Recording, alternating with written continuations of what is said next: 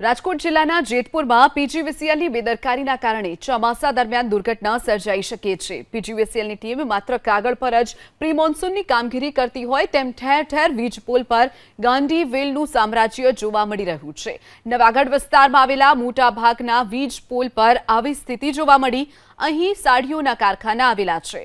સામાન્ય વરસાદમાં જ અહીંયા વીજ કાપ મૂકવામાં આવે છે। યોગ્ય રીતે કામગીરી ન કરાઈ હોવાથી ચોમાસામાં ઘણીવાર શોર્ટ સર્કિટની ઘટના પણ બનતી હોય છે। ન માત્ર વીજ પોલ પરંતુ ધોરાજી રોડ પર વીજ વિભાગની મુખ્ય ઓફિસની મુખ્ય ટીસીમાં જાળી ઝાંખરીનું સામ્રાજ્ય પણ નજરે પડ્યું।